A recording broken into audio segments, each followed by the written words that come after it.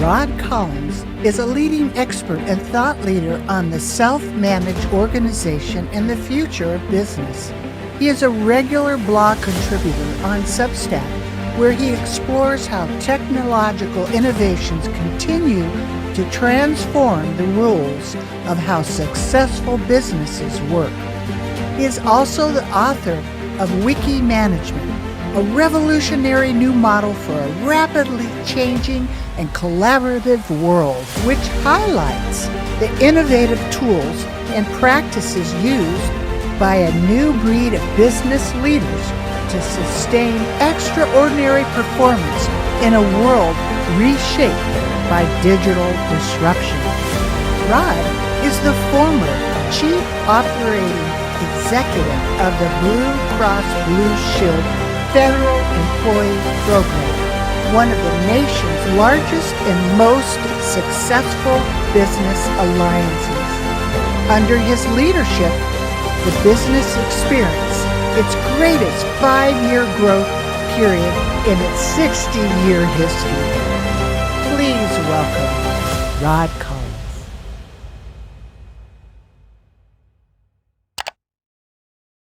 Welcome, everybody, to Money 911, where we talk about health, wealth, and peace of mind and safe money.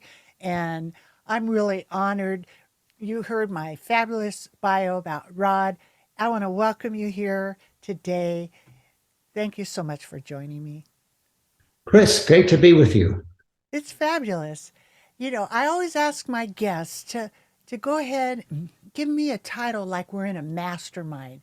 And your title is Nobody is Smarter Than Anybody, right? Everybody. Nobody's smarter than everybody. Everybody. Nobody's smarter Yes. than everybody. Everybody, That right. just happens to be a new book you're writing, right? Right, it should be published sometime this year. The manuscript is complete and my agent is shopping it around.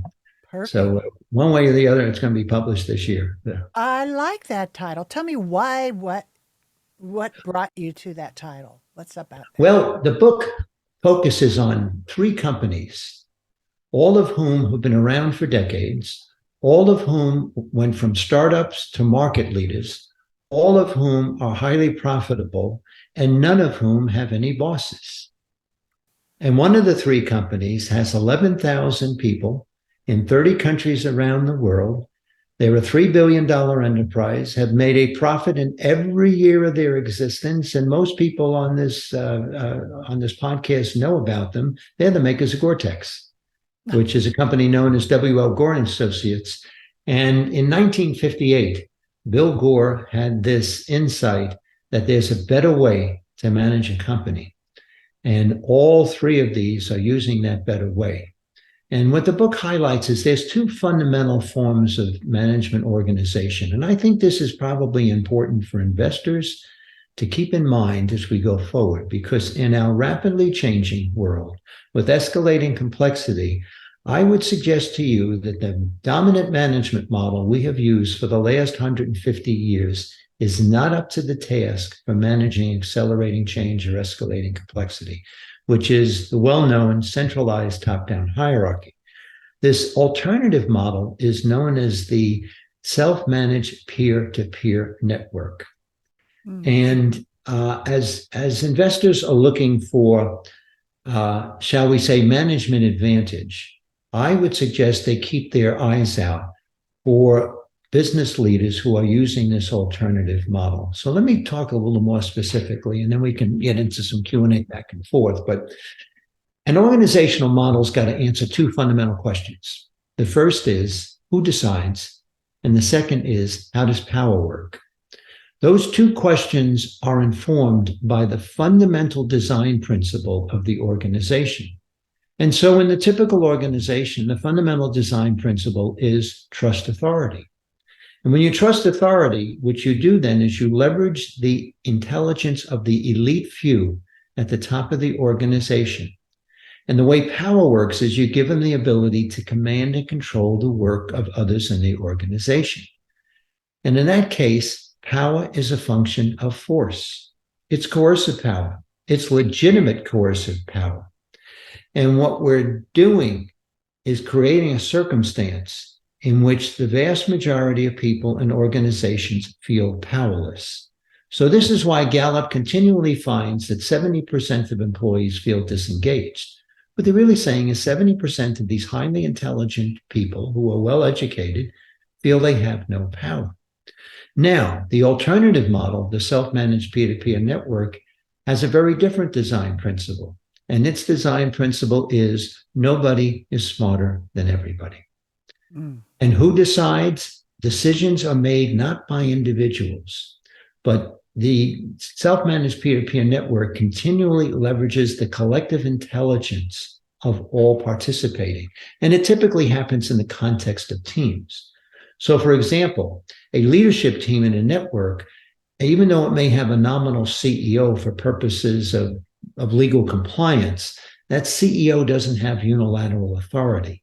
That CEO is a facilitative leader of a leadership team, and the team makes the decisions as a team, and no single person can veto that. And that type of structure permeates throughout the entire organization. Anyone can initiate a project.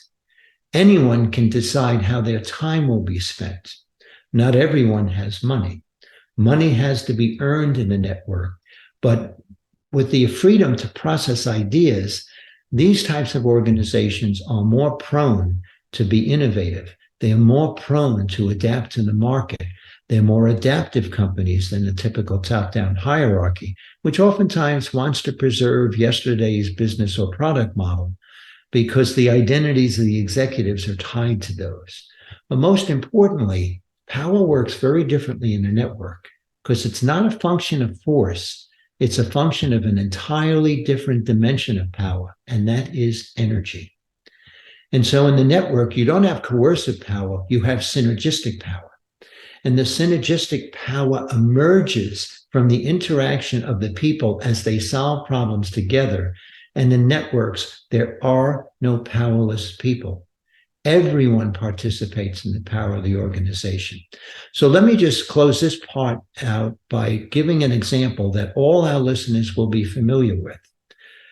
Have you ever wondered why we don't have airplane crashes anymore in the United States? When I first started traveling as a traveling employee back in the 70s, every time I got on a plane, I was very aware, will I be on one of the 3 to 4 plane crashes that will happen in the United States this year? Because that's what we averaged. But all that changed in the 1980s when all the airlines changed their management system in the cockpit from the top-down hierarchical structure to the self-managed peer-to-peer network. The captain was no longer a dictator. The captain was a facilitator. And all people in the cockpit, whether it's 2 or 3 members, are free to participate and solve problems together. The reason we don't have airplane crashes has more to do with the human management system in the cockpit than it has to do with improvements in the machines themselves. Why is that? Well, network management solves for 2 blind spots that plague all hierarchical organizations. The first is unconscious biases. When you give people the power to command and control others, to tell them to shut up and do what you're told, there is no mechanism in the organization for pointing out when the leaders are operating from inappropriate unconscious biases. In a network, any team member can point those biases out and they can work them through. The second blind spot is even more critical in a time of great change and escalating complexity, and it is unknown unknowns. Hierarchies cannot uncover what they don't know. And oftentimes that's what brings companies down. Look at Blockbuster. Blockbuster was a tremendously successful market leader, and it fell like a rock. Why? Because the worst decision in the history of that company was made by a single person in a 45-minute meeting. When the owners of Netflix came to the CEO of Blockbuster and said, we want to sell ourselves to you for $50 million. And we want to start Blockbuster.com, a streaming service. The CEO laughed at them and said, streaming will never affect our industry. He had a clear unconscious bias. I'm sure there were people in Blockbuster who recognized streaming was coming, but there was no ability to bring that into the decision. And what did that cost Blockbuster? On the day they turned it down, they were a $6 billion company. And what was Netflix at the end of 2022? A $300 billion enterprise. They passed up a 50-fold growth opportunity because they had no correction for the unconscious biases, and they had no ability to uncover what they didn't know, which is how streaming would change an industry. So as investors look at managers, they need to be looking at them. Are unconscious blind spots able to wreak havoc in this company? Is this company good at discovering what it doesn't know that it doesn't know about where the world is going? Because the one thing we can be sure of, tomorrow is going to be very different from today. Wow, Rod, that's amazing. And that totally makes sense. The world of cooperation instead of Mhm. competition and collaborative, and everything is like you said. That totally makes sense because everything is changing so fast, and the mindset that the leaders know. And as your tenure as CEO of Blue Cross Blue Shield, right? Blue Cross I was Blue the chief Shield, executive of the Blue Cross Blue Shield Federal Employee Program. federal employee, right? Yeah, so it was the insurance for all federal employees. When I left, it was a So, $19 billion operation, and it was a okay. business alliance of 39 companies. So we had to learn how to lead a network, and so we use some of these approaches in managing that particular network. Well, you had the company experienced the greatest 5-year growth period while you were there. That's And, correct. and those were the strategies that you were using. Is that correct? Yeah. It was the model. We A used the model. network model. And one of the things I Wow. did there is because we worked in the context of a larger hierarchy, although we were able to bring the network Right. there. But one of the Right. things we developed, and this is something I do with companies who want to experience what it means to work in a network, I do 1 or 2 day collective intelligence workshops. And what I'll do is get a microcosm of the business in the room. And that usually takes maybe about 40 people to do that. And what it means is you have upper level executives and you have people close to customer service. You'll have customer service operators in the same meeting, okay? Because you want all elements of the business there. Right. And when nobody's smarter than everybody, good ideas can come from anywhere. And so one of the things that happens in networks and happens in our collective intelligence workshop is a phenomenon known as serendipity. And serendipity is the ability to connect unusual things. And that's where a lot of innovation happens. Think of Steve Jobs. What did he do? He combined a phone with a portal to the internet, with something that would connect to your music. He was just bringing unusual things together. And oftentimes that's your seeds of innovation. Hierarchies don't do that. They keep people in silos. That's And right. so if you're going to adapt, I mean, an important part, the key factor driving growth of companies in the future is not operational efficiency. It's the ability to rapidly adapt rather, from product model to product model. Because the life cycle of a product model today, unlike 50 years ago, is not 40 years. You'll be lucky if it's 4 or 5 years. Mm. And your next version of your product model may look very different from the current one. This is what Blockbuster could not do. It could not see a business model structure beyond DVDs. Kodak could not see a product model outside of film. And yet Kodak probably should have invented the iPhone because they invented the digital camera. So if they had this ability to adapt, they certainly had the engineering technical talent. That Kodak failed, not because they couldn't innovate, their technicians could. It's because their management was stuck in the past and didn't know how to adapt to the future. That is great. Stuck in the past, adapting to the future. I mean, that works for a corporation, it works for a person, and it should be working for this country. They really need it the most. I Yeah. mean, that really makes sense, Rod. That the digital disruption has reshaped the business landscape. Yeah.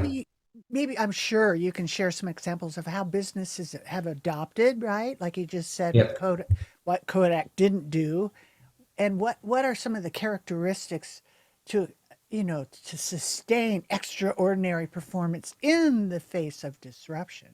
So look at a company like Netflix, okay? I mean, they first, at one point, they were in terrible financial shape and they tried to sell themselves to Blockbuster and that didn't work out.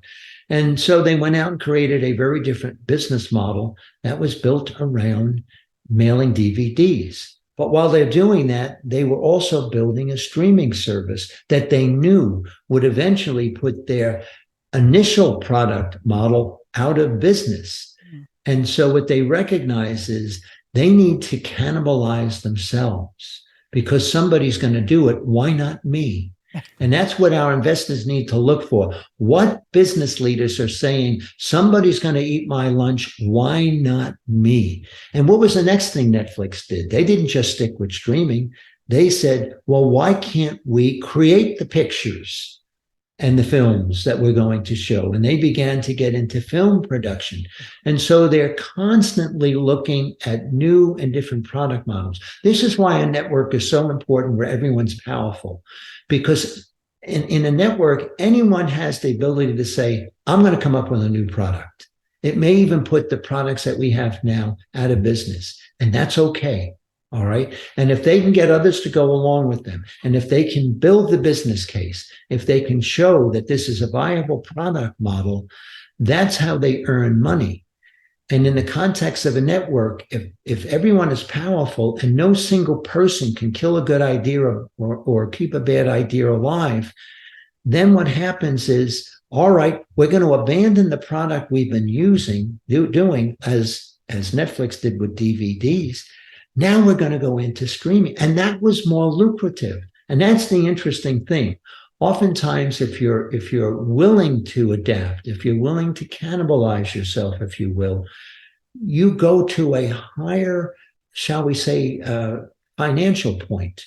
Your revenues will be better. If you're moving from atoms to bits, then you're not facing the same type of limiting factors that sometimes atoms have. So this is this mindset in the network of really business. What maintains competitive advantage is not operational efficiency. It is adaptability. Kodak was operationally efficient at film the day they died. Wow. Didn't mean anything to them once the market moved on. And I think companies today, something that I'm seeing, which is a little disturbing, a number of our companies are out there are losing sight of their customers. Right. They are losing sight of their customers and they are becoming internally focused to values perhaps their employees have that are not consistent with their customers. That doesn't make sense. And in some instances, not even consistent with their shareholders. Right. And so I think that's something for investors to keep an eye on. Another thing about a network and a hierarchy is it changes the purpose of a business. The purpose of a business is not, and our investor audience might be surprised to hear this, it is not to create shareholder wealth. Now, I'm not saying shareholder wealth is not important. I think it is extremely important. But shareholder wealth is not the direct objective. It is the reward that companies get for fulfilling the real direct objective, which is this. The purpose of a company is to create value for customers. If you keep your eye on that, you will stay in touch with their values as they change with new technologies. And this is how, like Netflix, you'll adapt from DVDs to streaming to movies, move as the customers move, all right? If you are focused on shareholder value, you're focused on the financial statements, you may do accounting shenanigans, which may be legal but still harmful. And you stay invested in yesterday's product models, trying to get as much out of those as you can. And in the long run, the shareholders don't get benefit from that. So keep your eye on the customer and you will continually keep your shareholders happy. Yeah. The direct thing you can affect is customer value. It turns out shareholder value is an indirect variable, not a direct variable. Ooh, words of wisdom. In a world where knowledge and information is available, how can businesses effectively harness this and within their organizations and empower the teams to embrace these changes that drives the improvement and the innovation. Like you've been saying it, this is just, this is amazing. It really is, to me, the vision of the future for how Yeah. corporations and businesses should be. Well, the thing I would do, especially for those who are business leaders of either small, medium, or large size enterprises, whatever it is, work in the context of teams Mm, and set up decision making at the team level. And if you are the chief executive, have the courage to stop making unilateral decisions. mm. Have the courage to trust your teams. Have the courage for them to push back on your thinking. This was something I had to learn to do when I put the network structure in. And I got to the point where I very, very clearly was comfortable with I will never, never substitute my point of view for the collective intelligence of a diverse group of people who are free to express their opinions. Because I learned that nobody is smarter than everybody. If I can tap into that knowledge, I have an incredible competitive asset, which is why during the 5 years that I had the opportunity to be the chief executive using this model, we had the largest 5-year growth period that business has ever had, still to this day. Why? It had nothing to do with me. It had everything to do with this network model. It was all of our people having processes that enabled us to tap into their collective intelligence, that allowed us to create innovative products, increase market share. And I was always proud of the fact that we had 2 major health insurance products. And on one of them, there wasn't a single rate increase in the 5 years I was the chief executive. Wow. How many insurance products could maintain a consistent rate of 5 years? And we were able to do that with one of our 2 products. And so the collective intelligence of our staff helped us to design products that met customer value in ways that worked, that were, financially viable both for them and for us. This should be the prototype for every business. This is amazing. I mean, I've never heard it. You're singing a beautiful song here. I really, really am enjoying it. The most untapped resource in a typical company is the collective intelligence of its own people. Ooh, write It's that paid down. for. It's just money left on the table when you don't tap into it. That's brilliant. You got to blast that. That should go viral. That is so brilliant. It's so true. And it seems like collaboration and innovation, they go hand in hand. And how Yeah. how do you effectively harness that and foster that culture? I mean, you've been saying it, but so it's not top down, and the little person feels empowered. Like Mhm. I got an idea, right? Well, you do 2 things. Who decides? Teams decide. Team. No individual in the company should have the authority to tell anyone to keep their mouth shut and do what you're told. Hmm. Stop that. Stop that. Because that will kill a company in a rapidly changing world. Sure does. Because the person you're telling to shut up may see something you don't that may be the most important thing or observation that you need to know about. And then the second thing is don't have anybody in your organization having a sense of powerlessness. Hmm. They won't be engaged. You're not going to get the most out of them. They're likely to leave you. One of the interesting things, our turnover rate was below 3% per year when we used this network approach in our organization. People love working in a structure where they feel my voice matters and I have power to contribute. And you wind up creating a more powerful organization when you can tap into the power of everyone. And when they're working in this team context, they're building shared understanding together so that their decisions are actually better decisions than before. That's why the pilots use it in the cockpit. When the team decides rather than a single individual, and this is why they made the change, there were crashes happening because single individuals were making poor decisions. And they had made this change because they had to improve the decision making in the cockpit. They call their network approach crew resource management, and they learned it from NASA. And why did NASA do it? Because when your Sitzenleben, if you will, is the great unknown, you better be really good at uncovering what you don't know, because that is where you're working. Oh boy, this needs to go viral, really, Rod. And your podcast, you you nobody is smarter than everybody. Your book, what you Right. talk about, and that is such a level set on. I mean, that would fit so many different. That could cure so many things. That would create communication again. What happened to our Yep. communication? We can't even talk to each other anymore. Well, we're at a bad point now because one of the worst things you can do to kill off collective intelligence is censorship. So, yeah, And in all my life, I have never seen censorship at the level we do. And censorship is the legitimate authority to tell people shut up and keep your mouth shut. I yeah. believe that one of the most mismanaged, if the most mismanaged circumstance that I've ever seen in my lifetime was how our government handled the pandemic in COVID-19. Yep. It was a top down hierarchical structure where lots of people, especially frontline doctors, were told, keep your mouth shut, do what you're told. And I think this could have been managed much, much better if we had acknowledged the wisdom of no one smarter than everyone, combined the knowledge of public health experts, of frontline doctors, of pharmaceutical companies, of economists, okay, Yeah. of sociologists, psychologists, okay. This we didn't have an infectious disease problem. We had a social system crisis. That's right. And we should have approached it holistically, tapped into the collective knowledge of a lots of experts, and this would have been managed better. Unfortunately, I think we will be dealing with the consequences of this poor management for quite some time to come.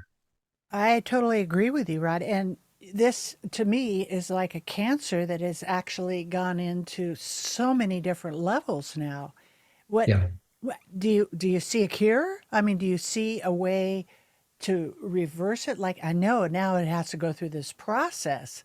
Is it just it's just going to hold completely die and then be born again, or what do you? I think we've got to change our social etiquette, for lack of a better term, Yeah, to respect all voices. that's right. One of the interesting things, James Surowiecki wrote a book in 2006, I believe, called The Wisdom of Crowds. If you want to tap into collective intelligence, four conditions must be present. If any of the four is missing, you can't get it. Number one is diversity of opinion, including eccentric ideas. Okay. Censorship kills that. Second is independent thinking. Everyone must be free to express their opinion without fear of retaliation. We killed that one. Third is you want people with a lot of local knowledge. Think in the pandemic, we shut up all the frontline doctors Yeah, who were seeing things and experimenting, and we told them, keep your mouth shut. right. We know the solution in some bureaucratic organization in Washington, D.C. And then the last one is you need an aggregation mechanism. You Mm. need some way in which to aggregate all this intelligence in a way that works inside companies. The way you typically do that is what's called dot voting. Okay. People get dots, you get all ideas up there, everybody's voice counts. And it's amazing how that aggregation mechanism oftentimes is a pathway to where we need to go. And so Google was an example. In its original iteration, Google used collective intelligence to rank the pages. For its first decade, it met all four conditions.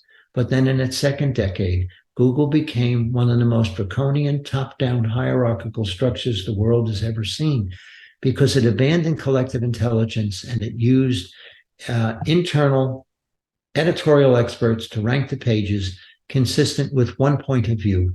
Right, And it did not acknowledge other points of view. And it doesn't matter what your point of view is. right. All points of view must be respected. If you have the aggregation mechanism, you can combine the strengths of ideas in a way you get better solutions than any single person could come up with.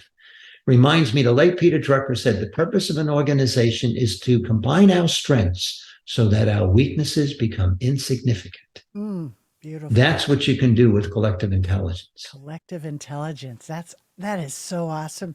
It and it really it will be the theme as the phoenix arises because it looks like there's a falling down of the Yeah. old, right? You could say, right? and it's in motion, and it's probably been prophesized, for a long time. So it's not a new thing, but there is a resurrection. There is a phoenix, or a way of being that all of this can work together. Collective intelligence, cooperation, Yeah. not top down. It's right now that top down trying to take over the health, the wealth, the whole thing. Yeah. But it We're, feels like there are people in there that are going, wait, no, I have a voice, right? yeah. Well, in the long run, I think the networks will win. The And networks. probably the battlefield on which it will be based, and I think the investors here will be interested in this. Big question is, how are we going to build AI? Okay. Will AI be based on the principle of trust authority, in which case we are likely to have the most draconian, totalitarian, hierarchical structures the world has ever seen? Yeah. Or will we build AI so that it is, in effect, a large human brain pulling together the collective intelligence of all humanity so that we escape the limitations of the single human brain? And through a human machine symbiosis, we have the opportunities to make better decision making. If people are familiar with the work of Kahneman and Tversky, I think AI gives us the opportunity to do system two thinking, which they call slow thinking, at system one speeds. Mm. And system two thinking is more rational than system one thinking. Most hierarchies are just magnifying the system one thinking. That's why unconscious biases are screwing up with the decisions. System two thinking is better for making decisions, but it's been slow because it's methodical. But what the computer brings to the table is the ability to do methodological tasks at incredible speeds. And if that is made available to us, and if we build AI in a way that privacy is maintained, then individuals can own their own data, because data is the economic asset of the future, and we build that new economic systems, there will be great opportunities for growth. And I think in the end, it is that type of system that's going to win out, rather than the Chinese Communist Party's preference to build the most draconian system that can, if you will, control all its citizens. Well, that's So, very promising to hear your positive view on that, for sure. It's so pivotal. Like in my dad was born in 1919, and he went yeah. to Caltech, and Einstein was one of his teachers, and so he was a genius, and Wow. and Yeah. he was working right at the pivotal point with the atomic nuclear. He was non-destructive nuclear, but he Yeah. was there when that was changing hands, you could say. So something that could be like he invented a nuclear fuel rod that would propel the, rockets and all kinds of cool Yes. things that were Yes. clean and non-destructive. And then that other force came in and used it for bad things, right? Yeah. So same with the AI, or same with whatever we're given. We Yeah. can use it for humanity, for good, or the other we already know. And people get that choice. But for right now, what advice for an aspiring business leader and folks that want to create that innovation and that collective, Mhm. right, culture? What would you say? Organize your organization as a collection of teams. Again, don't let, Bill Gore, when he set up W.O. Gore and Associates in 1958, his guiding principle is no single person in this company will have the authority to kill a good idea, keep a bad idea alive. Mm. If you take away the ability for people to make unilateral decisions, if nobody can tell any other people, you keep your mouth shut, then, but you let these decisions be made by teams. You tell them they have to work within market time context, and they will. You will see decision making improve in your organization. And if you do that, you'll have the capability to adapt, and to adapt well to the market. That's inspiring, Rod, and encouraging for everybody, because there is, you could say, hope for how all this can come together. And everybody needs to be on the lookout. Tell them when and how to get in contact with you, and when your book comes out. Sure. Well, I have a website, and it's rodcollins.net. And I have a column on Substack called Thinking Differently. Hmm. So if people are interested, I generally put something out there once a month. These tend to be more thoughtful type pieces. I'm really more interested in the macro structures and understanding those. Right. And so that's where people, and they can be on the lookout later this year for this book, Nobody is Smarter Than Everybody. All right. Well, we'll be looking forward, and we'll look forward to have you come back and tell us some more. It's been really enlightening talking to you and encouraging. I've never heard it delineated with such clarity, and to hear how you've made it work very successfully. I really appreciate that. Rod, it's been a complete honor to have you as my Oh, it's guest. been a pleasure to be with you, Kris. Thank you so much. Thank you. There's so much to learn about healthy money. I hope today's discussion brings you one step closer to securing and protecting your future. So you can get started on the right foot, go to meetwithkrismiller.com and schedule your free financial fitness strategy session. Thank you for listening, and please subscribe to Money 911 so you don't miss our next episode, which includes health, wealth, and peace of mind.